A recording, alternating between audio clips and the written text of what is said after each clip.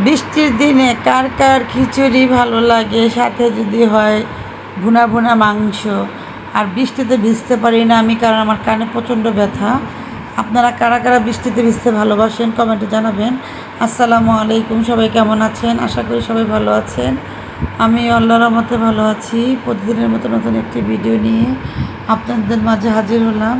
ভিডিওটা ছিল গতকাল রাতে, কারণ রাতে যখন বৃষ্টি আসছিল তখন আমার ছোটো ভাই আর মেজো ভাই বলতেছে খিচুড়ি আর কষা কষা মাংস রান্না করে দেওয়ার জন্য। তাই বেশি আম্মারে বলছে বেশি রান্না করো না, অল্প করে রান্না করো, তাতে হয়ে যাবে।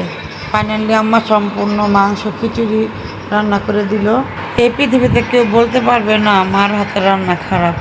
যার মা যেভাবে এরা করে রান্না করে দিবে সেটা মনে হবে অমৃত। যাই হোক, আমরা এখানে রাত্রে খেয়েছিলাম, ভিডিওটা নিতে পারি নাই। আর দেখেন, এটা পরের দিন সকালে ওকে গাড়ি কিনে দেওয়ার পর অতিপাশটা গাড়িতে উঠতে চায় না। এখন মাশাল্লাহ ও নিজে নিজেই পুরোটা ঘর দৌড়াদৌড়ি করে। সবার জন্য দোয়া করবেন।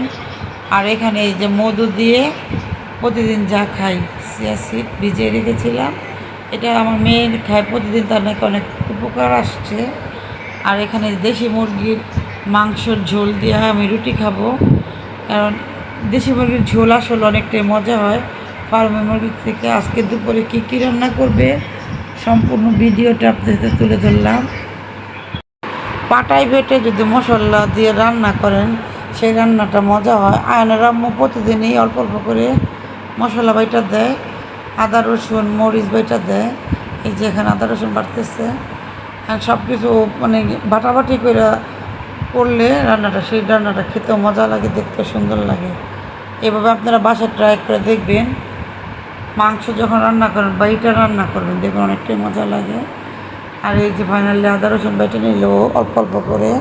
আমাদের বাসায় এক একজন এক এক রকম খাবার খায়। ছোটোটাই বলতেছে আজকে আলু দিয়ে মুরগির মাংসের ঝোল রান্না করতে, কিন্তু আমার আলু কোনো মাংসতে দিলে ভালো লাগে না। আর আয়নের আব্বু খাবে না, তার জন্য আমার আলাদা কবুতর রান্না করতে হবে। আমাদের ঘরে এক একজন এক এক খাবার খায়, সেজন্য আমার আম্মা অনেক সময় বিরক্ত হয়ে যায়, বলতেছে এক খাবার সবাই খেলে এই জিনিসটা রান্না করতে তাদের সুবিধা হয়, এক একজন এক এক রকম খাবার খাও, রান্না করতে দেরি হয়ে যায়। যাই হোক, মাংস কষিয়ে এখন ঝোলের পানি দিয়ে দিচ্ছে, আবার লবণ কম হয়েছিল তাও দিয়ে দিল।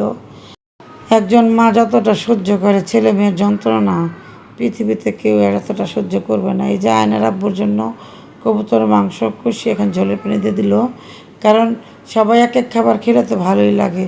ফাইনালি দুপুরের আজকে কী কী রান্না করলো পুরো ভিডিওটা দেখিয়ে দিলাম। এই পৃথিবীতে খারাপ মানুষের জয় বেশি, ভালো মানুষের জয় কম। তাই সবাইকে বলবো খারাপ মানুষ থেকে দূরে থাকবেন, ভালো মানুষের আগে হাঁটবেন, খারাপ মানুষের 100 হাত দূরে থাকা উচিত। দুপুরবেলা যা যা রান্না করছে সম্পূর্ণ ভিডিও নিতে পারি না, যতটুকু পেরেছি আপনাদের সাথে শেয়ার করলাম। এখানে কচু শাক দিয়ে ভাত খাবো। শাক দিয়ে ভাত খেতে কার কার ভালো লাগে কমেন্টে জানাবেন। আর যে টমেটো দিয়ে গুঁড়ো মাছ চচ্চড়ি করছে তা খেয়ে নিলাম। এক একজন এক এক জিনিস দেখাইতেছে, যার যেরকম মর্জি, যে যেরকম খেতে ভালোবাসে। আমি পাবদা মাছ দিয়ে বেগুন দিয়ে রান্না করছে। আগে ভয় পাইতাম, মেয়েরা চুলার সামনে যেতে দিতাম না। এখন আলহামদুলিল্লাহ আস্তে আস্তে সব রান্না শিখে গেল, এখন সব কিছু টুকটাক রান্না করতে পারে। এখানে আজকে ড্রাগন নুডলসটা রান্না করবো, মোটা নুডলসটা। তো আজকের ভিডিওটা এখানে শেষ করব। সবাই ভালো থাকবেন, সুস্থ থাকবেন, ভিডিওটির পাশে থাকবেন, লাইক কমেন্ট শেয়ার করবেন। আসসালামু আলাইকুম।